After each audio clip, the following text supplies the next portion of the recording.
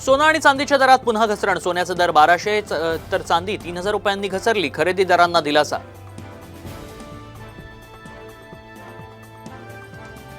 Property मालकांना दिलासा आहे. इंडेक्सनचा पर्याय पुन्हा मिळणार, त्यामुळे कराचा बोजा कमी होणार.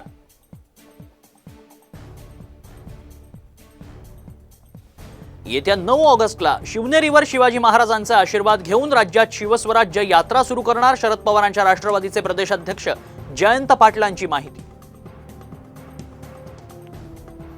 राज ठाकरे आणि मुख्यमंत्र्यांच्या भेटीत कुठेतरी पाणी मुरतंय. फरार कर्णबाळाचा पोलीस शोध का घेत नाहीत? अजित पवारांच्या राष्ट्रवादीच्या अमोल मिटकरींचा थेट मुख्यमंत्र्यांना सवाल.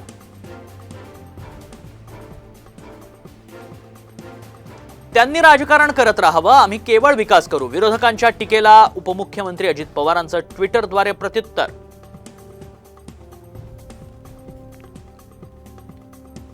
क्रॉस वोटिंग प्रकरणी चर्चेत आलेले काँग्रेसचे आमदार हिरामण खोसकर. मुंबई काँग्रेस प्रदेशाध्यक्ष नाना पटोलेंचा गैरसमज दूर करण्याचा करणार प्रयत्न. खोसकरांची भूमिका. पुण्यात साखर कामगारांचा आयुक्त कार्यालयावर मोर्चा. पगारवाढीसह इतर मागण्यांसाठी कामगार आक्रमक. नागपुरातल्या काटोलमध्ये मूर्ती गावात लाच घेताना सरपंचासह एकाला अटक. 3 लाखांची लाच घेताना लाचलुचपत प्रतिबंधक विभागाची कारवाई.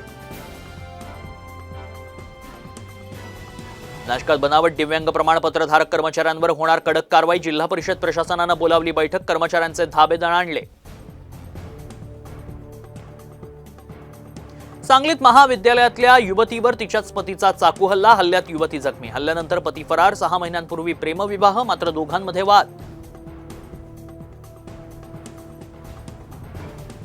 धुळे शहरात पांझरा नदी पात्रांनजीक तरुणाचा मृतदेह. मृत तरुणाची अद्यापही ओळख पटली नाही. पोलिसांकडून तपास सुरू. मनु भाकर भारतात परतली. ऑलिम्पिक विजयानंतर दिल्ली विमानतळावर जंगी स्वागत.